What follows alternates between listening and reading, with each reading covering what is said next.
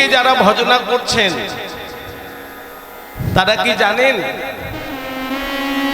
নিতাইকে আশ্রয় না করলে গৌরকে পাওয়া যায় না? গৌর তো পূর্ণ বিষয়, আর পূর্ণ বিষয় পেতে গেলে আশ্রয় গ্রহণ করতেই হয়। নিত্যানন্দ জগৎগুরু নিতাইকে আশ্রয় না করলে আমরা গৌরকে পাবো না। তাই আমি যদি বৈষ্ণব সম্প্রদায়ের একজন ক্ষুদ্র সদস্য হয়ে থাকি, ধন বলতে টাকা পয়সা সোনা দানা আমার নয়, নিত্যানন্দ আমার ধন, নিত্যানন্দ আমার ধন। আর ওই নিতাইকে যদি আমি ধন করতে পারি আর কি, একবারই যেন রাম রতন আমি পেয়ে গেলাম। রাম রতন আহা পায়ো জি मैंने राम रतन धन पायो, पायो जी मैंने राम रतन धन पायो, पायो जी मैंने राम रतन धन पायो। एक बार उलूध्वनि हरि बोल।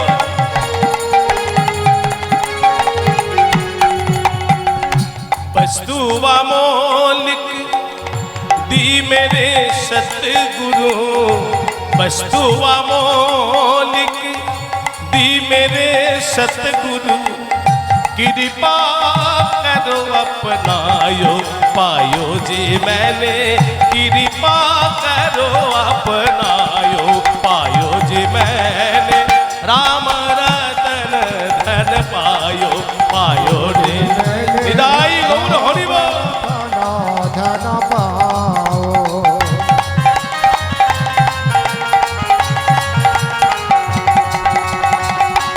उलूध्वनि निदाई गौर हरि बोल।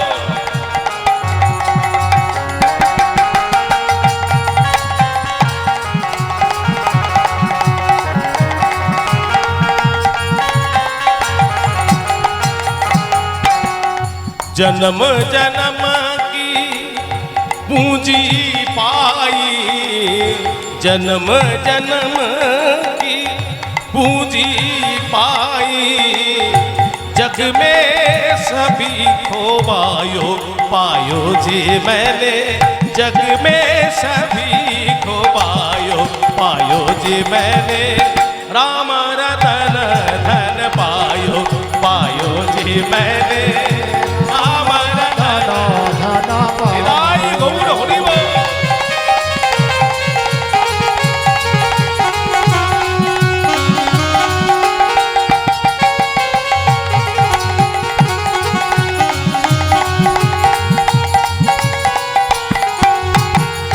खर्च नहीं खूटे, चोर नहीं लुटे, এমন একটা ধন, সেই ধনের কোনোদিনও খরচ নাই, বরং দিনে দিনে বাড়ে। চোর ডাকাত লুট করতে পারবে না, তাই না? খরচ नहीं खूटे, चोर नहीं लुटे, दिन दिन बढ़त समायो, दिन दिन बढ़त समायो, सत की नाम हे बटिया सतगुरु, सत की नाम हे बटिया सतगुरु, भव सागर तरायो, मीरा के प्रभु गिरधर नागर, मीरा के प्रभु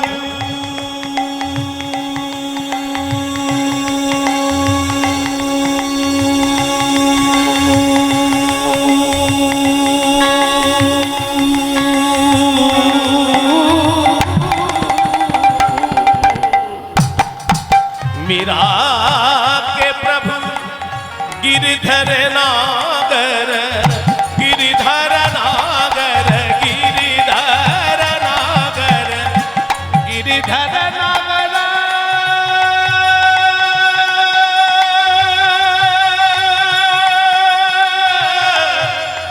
मीरा के प्रभु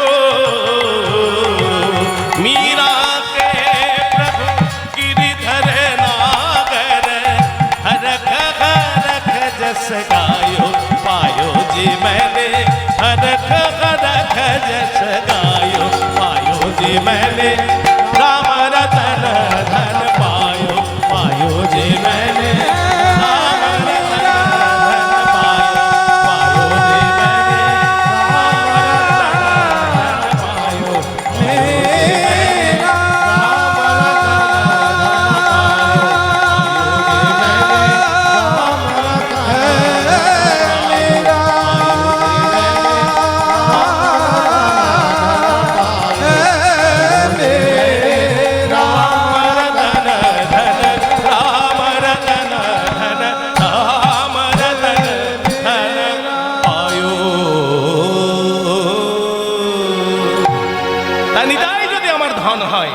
ধনমোর নিত্যানন্দ পতি মোর গৌরচন্দ্র প্রাণ মোর যুগল কিশোর আহা তারাই তো এসেছে এই কলিকালে তারাই এলো কত রকম বাধা বিঘ্ন তবু হরিনাম বিলালেন যে হরিনাম ছিল গোলকে গোপনে সেখান থেকে 55 নিয়ে গেলেন সেখান থেকে 55 নিয়ে গেলেন আর 55 কাছ থেকে পাতঞ্জলি করে নিয়ে এলেন কলিকালে মহাপ্রভু আমার দাঁড়ে দাঁড়িয়ে বিলিয়ে দিলেন সেই হরিনাম মহামন্ত্র দাঁড়ে দাঁড়িয়ে বিলিয়ে দিলেন দাদা নিত্যানন্দকে সাথে করে জনে জনে প্রতি ঘরে ঘরে গিয়ে হাতে ধরে পায়ে পড়ে বললেন একবার হরিনাম করো কৃষ্ণ নাম করো যে হরিনাম না করলে কলিযুগের মানুষ মুক্তি পাবে না তারা হরি বলে কেঁদে কেঁদে মার খেয়ে প্রেম যেচে যেচে জগজনের মধ্যে বিলিয়ে দিলেন তারাই তো এলেন তারা কারা তারা হলো নিতাই আর গৌর যাদের হরি বলতে নয়ন ছাড়ে তারা তারা দু ভাই এসেছে রে যাদের হরি বলতে নয়ন ঝরে তারা তারা দু ভাই এসেছে রে যাদের হরি সবাই করতালি দিয়ে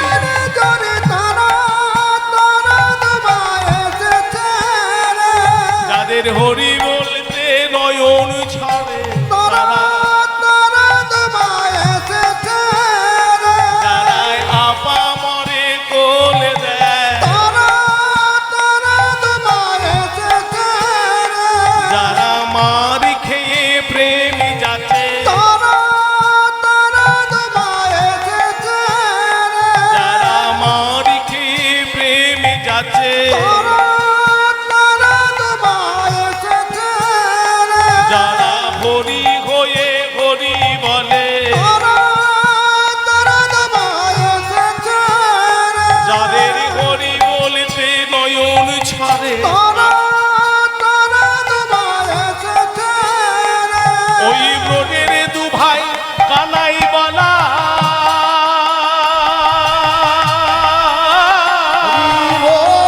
হৃদয় গৌর হরি বল।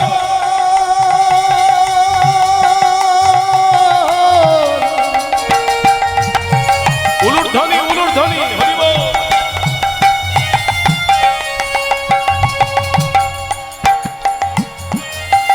হরি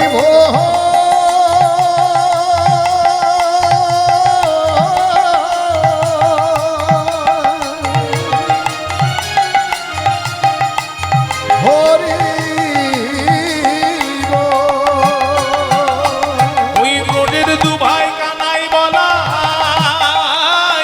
যারা ব্রজের মাখন চোর তারা তাদের হরি বলতে নয়ন ঝরে দুহাত তুলে যদি পারেন আপনারা শুধু বলবেন তারা দু ভাই এসেছে যাদের হরি বলতে নয়ন ঝরে যাদের হরি বলতে নয়ন ঝরে তারা তারা দু ভাই এসেছে তারা মার খেয়ে প্রেমে যাচ্ছে তারা কলির জীবকে উঠা দিল তারা কলির জীবকে উঠা দিল তারা আপা মরে কোল দেয় যারা চপল গোপাল উঠা দিল রে তারা জগায় বাধায় উদ্ধারিল, তারা তোমায় এসেছে রে তারা জগায় বাধায় উদ্ধারিল। তারা তোমায় এসেছে হরি বল, হরি বল, হরি বল হরি বল হরি বল, হৃদয় হরি বল। হরি বল হরি তারা দু ভাই কলিকালে এলেন। সেই ধন আমার নিত্যানন্দপতি, আমার গৌরচন্দ্র, প্রাণ আমার যুগল কিশোর। আর কি বললেন? অদ্বৈত আচার্য বল,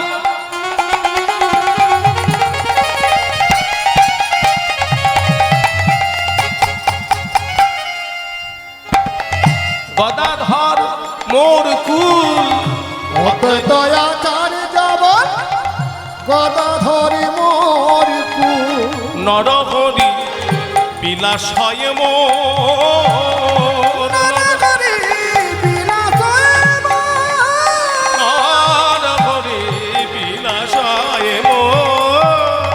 নরহরি বিলাসয় মোর। ভক্তমন্ডলী মায়েরা, একবার কথাটা শুনলেন? ভক্ত কাকে বল করলেন? কাকে বল করলেন? অদ্বৈত আচার্য বল। এই বল মানে শক্তি। সংসারে থাকতে থাকতে শুধু অর্থবল হলে হবে না, জনবল হলেও হবে না, দৈহিক বলও চায়। তা দৈহিক বল কাকে করলেন? অদ্বৈত আচার্যকে।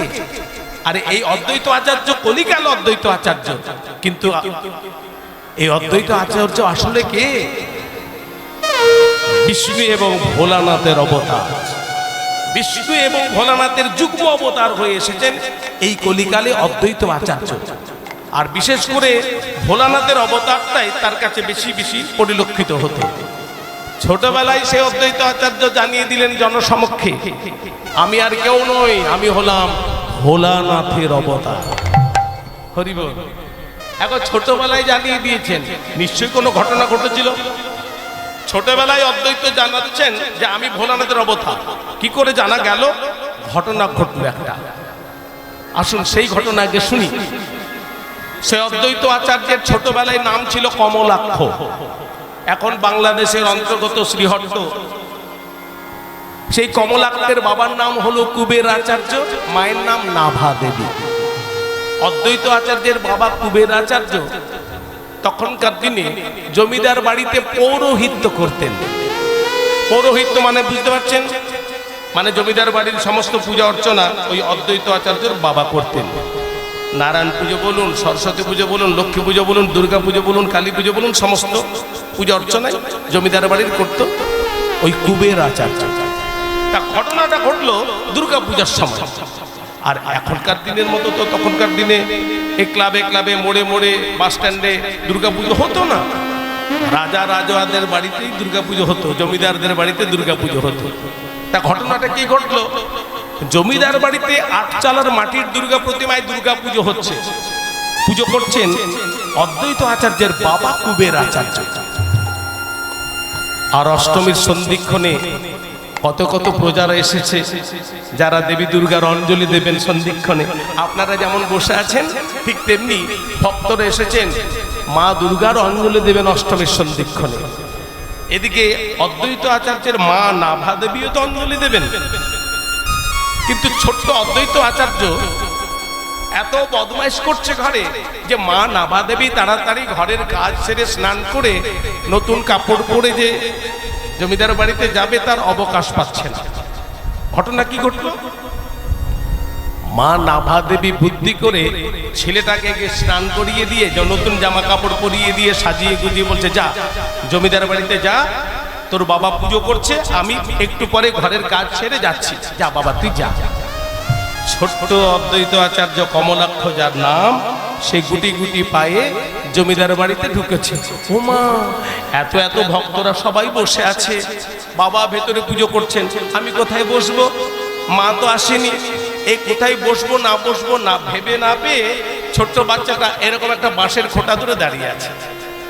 সবাই বসে আছে, আর একটা বাচ্চা যে সুন্দর চেহারা। কেন বললাম সুন্দর চেহারা? যিনি ভোলানাথের অবতার, বিষ্ণুর অবতার, তার রূপের কথা একবার ভেবে দেখুন। এত সুন্দর চেহারা, সবাই ওই বাচ্চাটার দিকে তাকাচ্ছে। ও মা, কি সুন্দর চেহারা দেখো ছেলেটা। কেউ কেউ যারা চেনে তারা বলছে নাভা দেবী আজকে খুব সুন্দর করে সাজিয়ে দিয়েছে। সবারই চোখ ওই বাচ্চাটার দিকে। জমিদার বাবু বসে আছেন সহপাঠীদের সাথে। জমিদার বাবু চোখ পড়ে গেল ওই বাচ্চাটার দিকে। আরে কার ছেলে? হ্যাঁ, এত সুন্দর চেহারা। বলি বাচ্চাটাকে আবার নিয়ে এসো না, বাচ্চাটাকে নিয়ে এসো। সহপাঠীরা গিয়ে ছোট্ট বাচ্চাটাকে বলছে, এই ছেলে চল, জমিদার বাবু তোকে ডাকছেন। গুটি গুটি পায়ে ছোট্ট বাচ্চাটা জমিদার বাবুর কাছে এসে দাঁড়িয়ে। জমিদার বাবু জিজ্ঞাসা করছেন, হ্যাঁ রে, কি নাম তোর? আমার নাম কমলাক্ষ, বাবার নাম কুবের আচার্য, মায়ের নাম নাভা দেবী।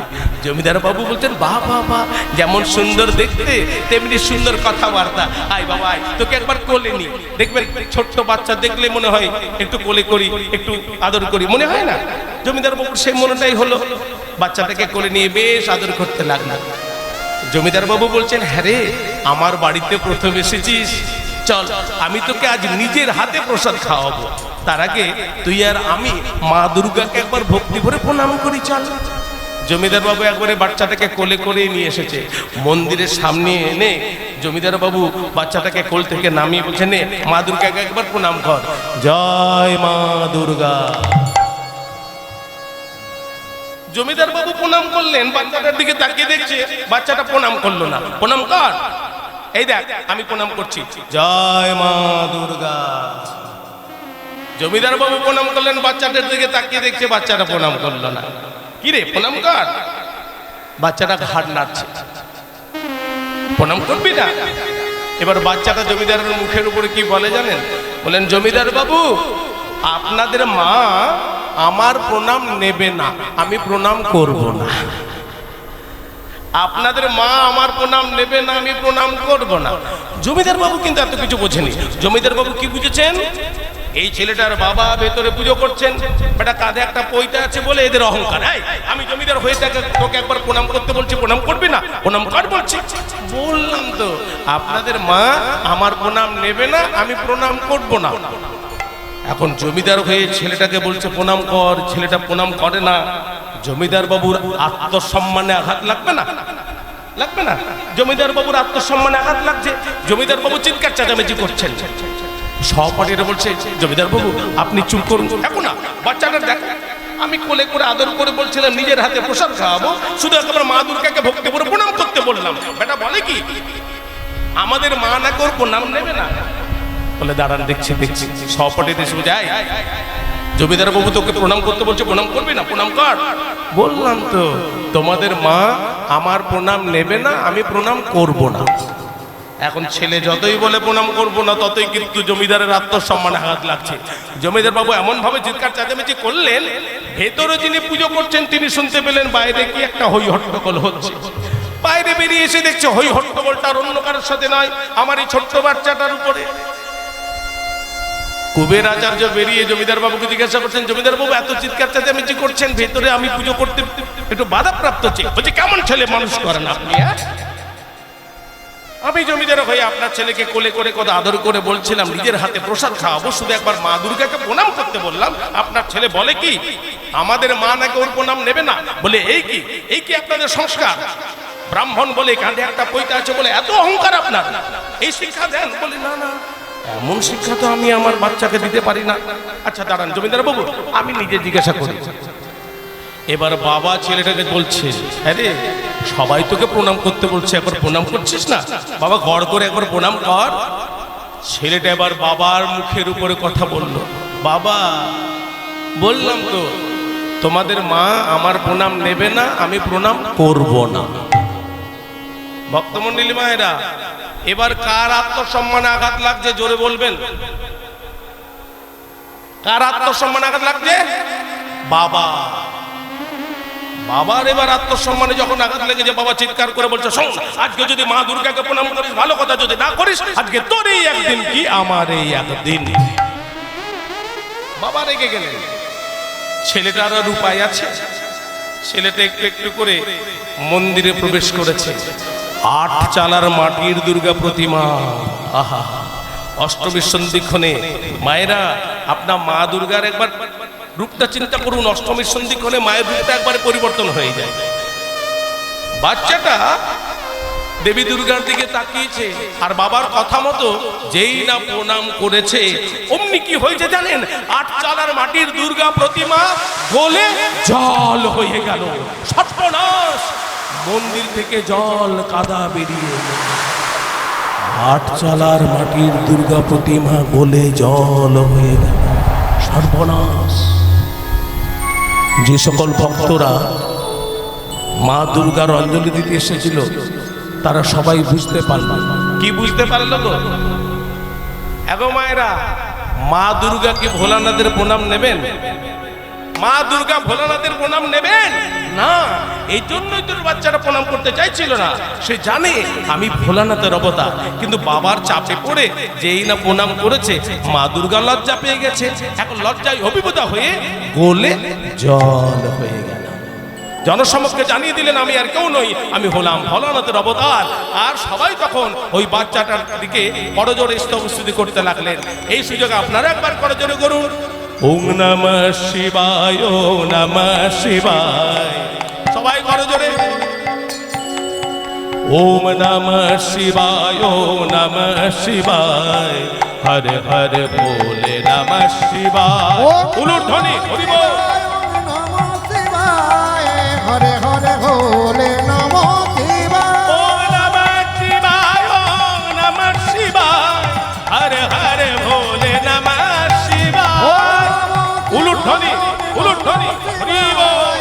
হরে হরে ভোলে নমঃ শিবায়। গঙ্গাধরায় শিব গঙ্গাধরায়, হরে হরে ভোলে নমঃ শিবায়। দুহাত তুলে গঙ্গাধরায় শিব গঙ্গাধরায়, হরে হরে ভোলে নমঃ শিবায়। গঙ্গাধরায় শিব গঙ্গাধরায়, হরে হরে ভোলে নমঃ শিবায়।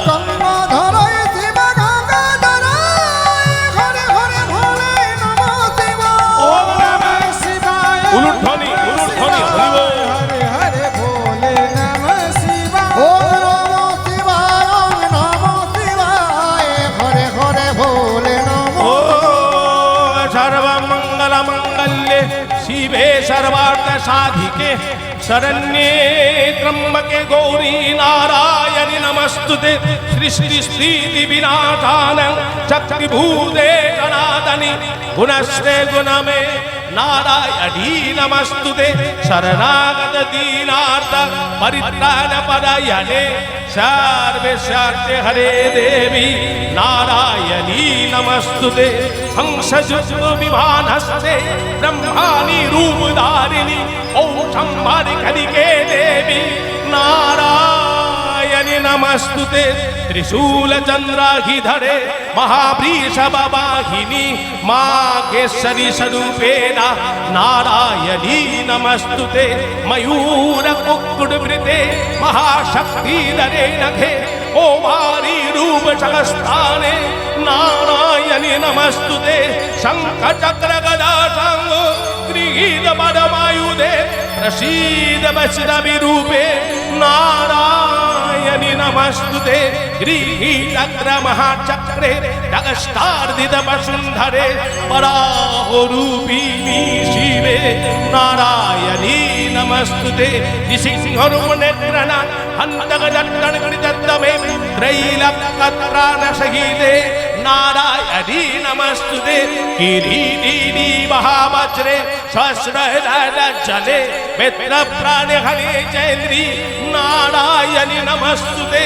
शिवदूती स्वरूपेण हता दत्ता महाबले घोररूपे महाभावे नारायणी नमस्तुते। कंष्टकर्णवदने शिरोबाला विभूषणे चामुण्डे मुन्नमदने नारायणी नमस्तुते। लक्ष्मी लक्ष्मी महाविद्ये सत्यपृष्ठे ध्रुवे महारात्रि महाविद्ये नारायणी नमस्तुते। मेधे सरस्वती वरे भूति बाभ्रति जगवशी न्यादे जगप्रसीदेशे नारायणी नमस्तुते। सर्वस्वरूपे सर्वेशे सर्वशक्ति समन्विते भाग्य पोष्टाहीरो देवी दुर्गे देवी नमस्तुते। हे दत्तवदन शोभन लोचन লগ্নয়া ভূষিতাং পাতুনং সর্বভূতেভ্য তদ্দায়ো নমস্তুতে জ্বালাকরলমস্তুক্রম পঠিশাসুরসুদনং ত্রিশূলং পাদনভীতে দুর্গে দেবী নমস্তুতে দুর্গে দেবী নমস্তুতে দুর্গে দেবী নমস্তুতে দুর্গে দেবী নমস্তুতে দুর্গে দেবী নমো উলুধ্বনি উলুধ্বনি।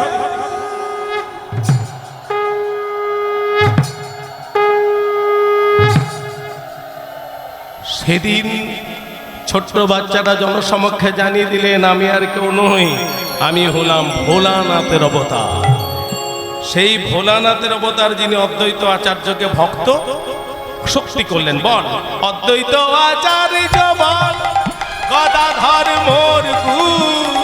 অদ্বৈত আচার্য বল গদাধর মোর কুল। নর করি বিলাসয়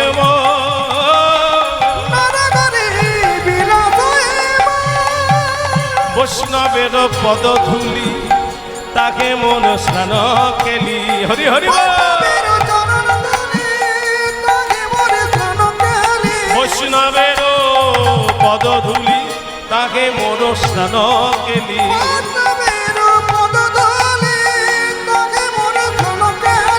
তর্পণে মন বৈষ্ণবের নামে গো। তর্পণ মোর বৈষ্ণবের নামে গো। তর্পণ তর্পণ কখন হয় গো? এই দেখুন বলছি তর্পণ কখন হয়? মহালয়া দিলে তর্পণ। আচ্ছা তর্পণ করলে কি হয়? পিতৃপুরুষ জল পায়। এখানে ভক্ত বৈষ্ণব বললেন তর্পণ করে তো আমি আমার পিতৃপুরুষকে জল দেবই, তাছাড়া শাস্ত্রে আছে বংশের মধ্যে যদি কেউ একজনও প্রকৃত কৃষ্ণ ভক্ত বৈষ্ণব হতে পারে তার মাতৃকুল পিতৃকুল উভয় কুলের 14 পুরুষ উদ্ধার হয়ে যায়। তর্পণ মোর বৈষ্ণবেরও নাম। বৈষ্ণবেরও পদধূলি তাহে মোর স্নান কেলি। স্নান করে পুণ্য অর্জন হয়। সেই জন্যই তো মানুষ কত টাকা খরচা করে মহাকুম্ভে স্নান করতে গেল। কেউ গঙ্গাসাগরে যাচ্ছে, কেউ হরিদ্বারে যাচ্ছে। কেন যাচ্ছে? এই মহাকুম্ভতে মানুষ গিয়ে কি করলো? পুণ্য অর্জন করলো। তা কিসে পুণ্য হলো? ওই সঙ্গম স্থলে স্নান করে।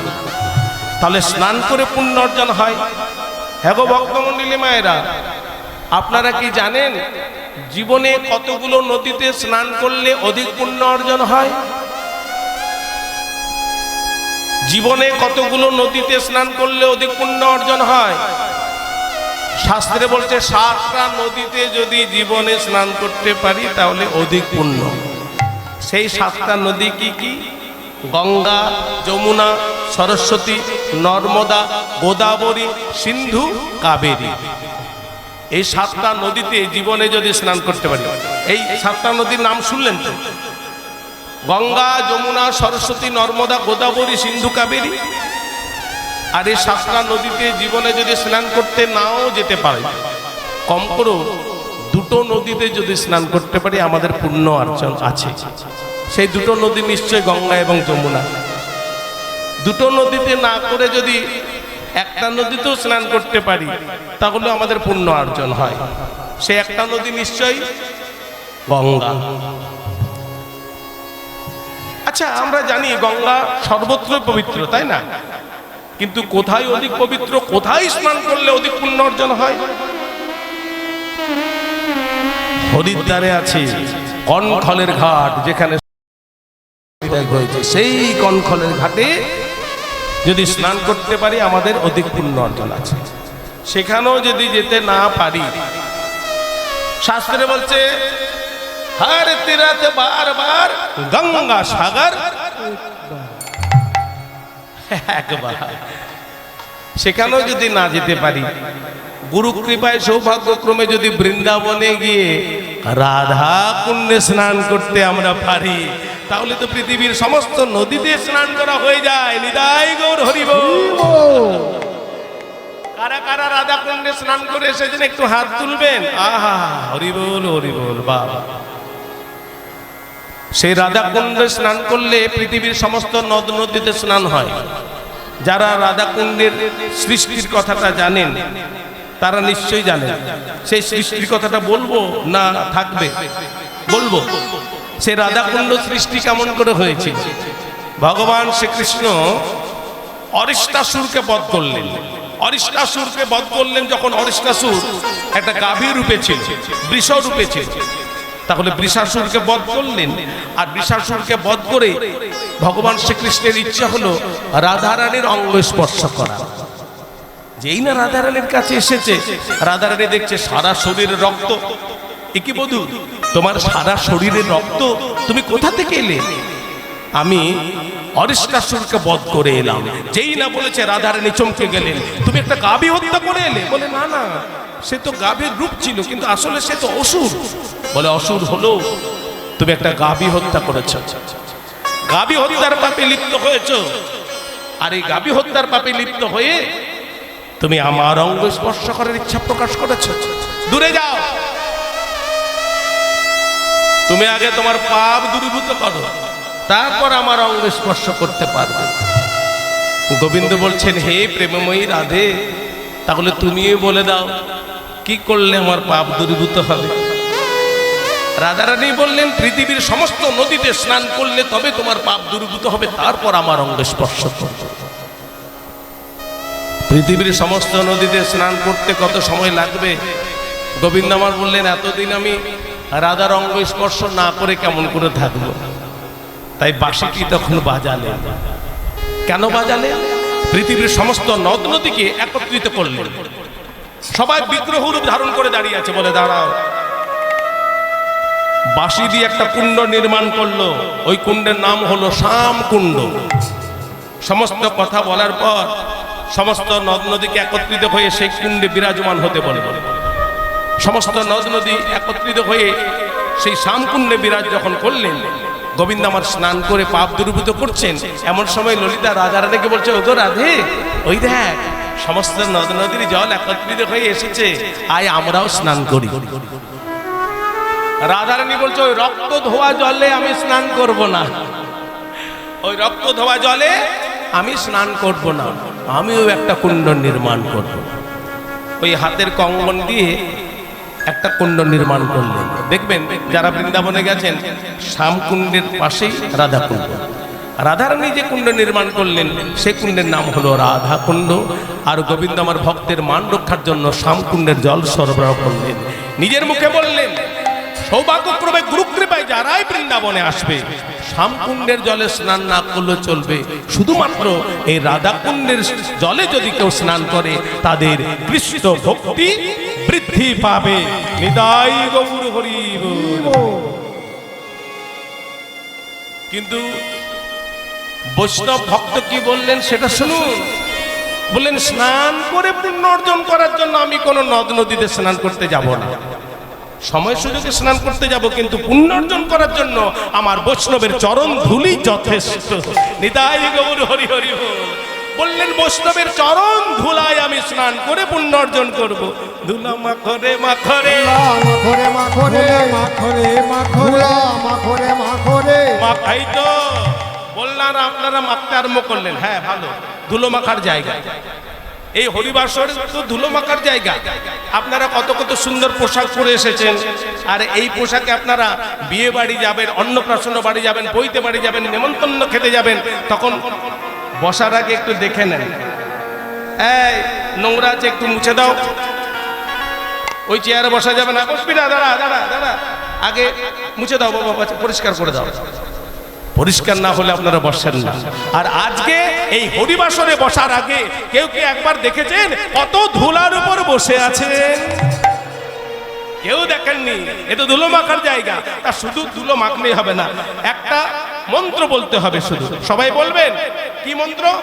বলে জয় রাধে বলে মাখরে জয় রাধে।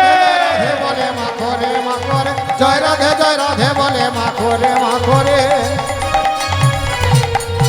ওরে ধুলা নয় ধুলি নয় ব্রজপদ রেণু, সেই ধুলা অঙ্গে মাকে নন্দের বেটা কানু। ধুলা নয় ধুলি নয় ব্রজপদ রেণু, সেই ধুলা অঙ্গে মাকে নন্দের বেটা কানু। ওরে ধুলা নয় ধুলি নয় ব্রজপদ রেণু, সেই ধুলা অঙ্গে মাকে নন্দের বেটা কানু। হরিব ধুলি নয় ব্রজপদ রেণু, সেই ধুলা অঙ্গে মাকে নন্দের নন্দন কানু। ধুলা মাখরে মাখরে মাখরে জয় রাধে বলে মাখরে জয় রাধে বলে মাখরে জয় রাধে মাখো ধুলা হরিব। উলুধ্বনি হরিব।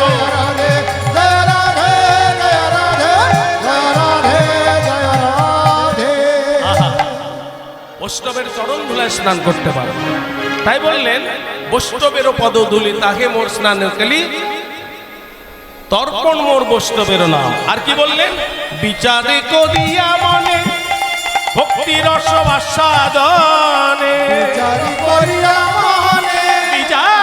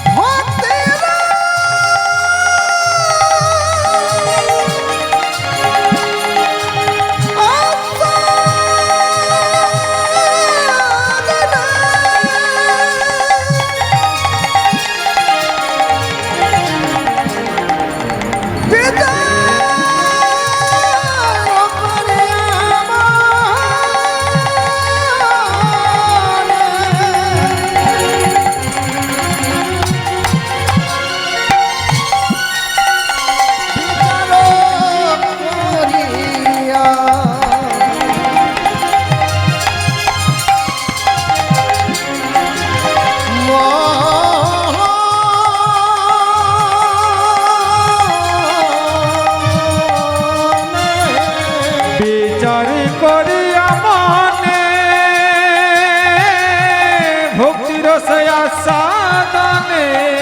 মধ্যস্থ শ্রী ভাগবত পুরাণ গো, মধ্যস্থ শ্রী ভাগবত পুরাণ গো, মধ্যস্থ শ্রী ভাগবত পুরাণ, মধ্যস্থ শ্রী ভাগবত পুরাণ,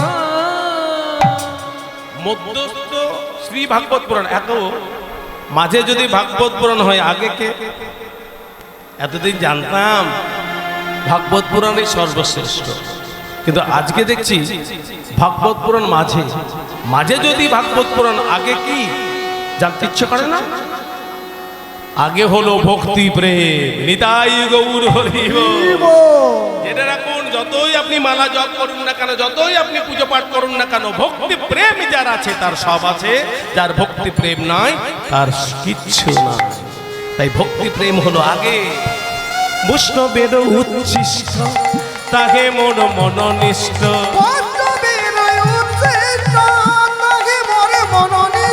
বৈষ্ণবের উচ্ছিষ্ট তাহে মোর মননিষ্ঠ, আরে বৈষ্ণবের নামেতে উল্লাস গো, বৈষ্ণবের নামেতে উল্লাস গো, আরে বৃন্দাবনের জবুতারা,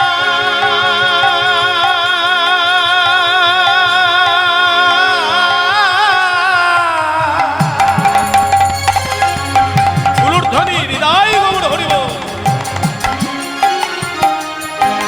তাকে মোর মন ভরা বৃন্দাবনের চবু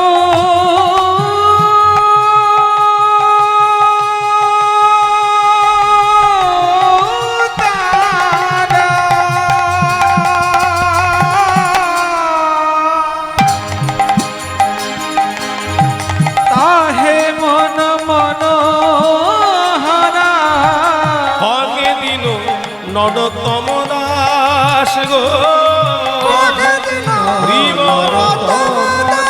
কহে দিন নরতম দাস আমার মন পড়েছে আমার মন পড়েছে ওই বেদির উপর মন পড়েছে ওই বৃন্দাবনে রাধা গোবিন্দের বেদির উপর মন পড়েছে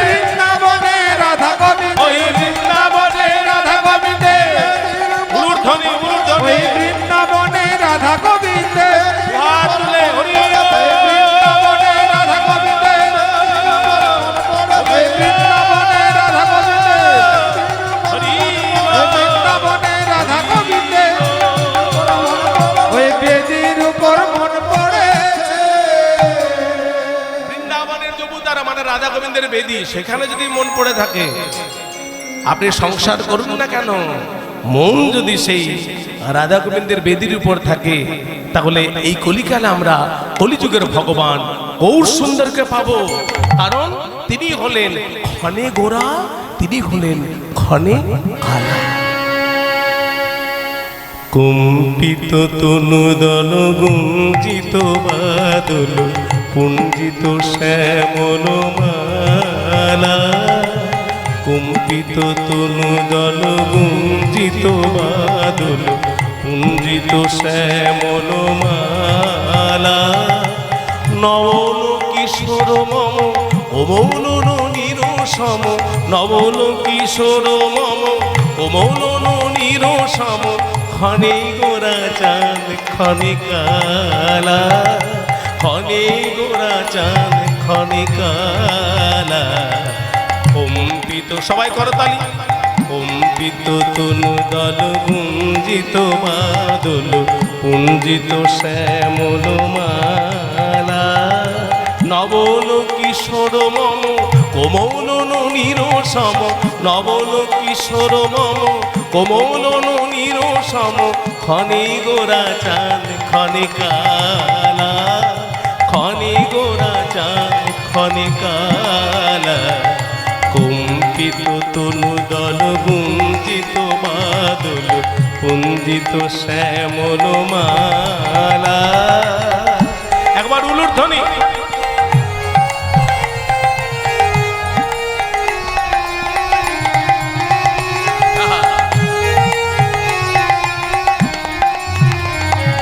জনমিয়া দেখি নাকি কেন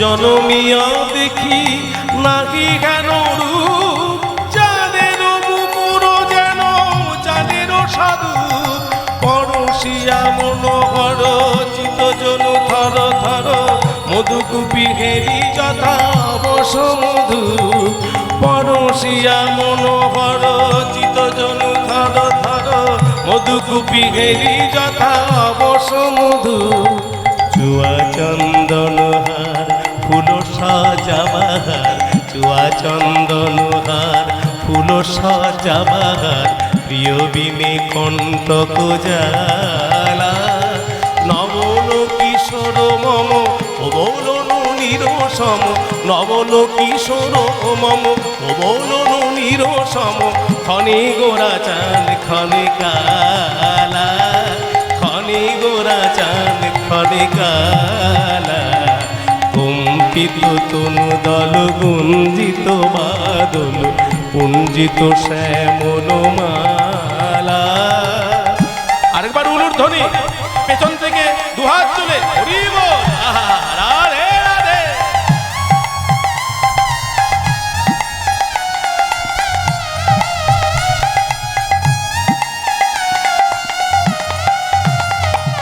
বিগলিত চিকুর মৃদু হাসে মধুর,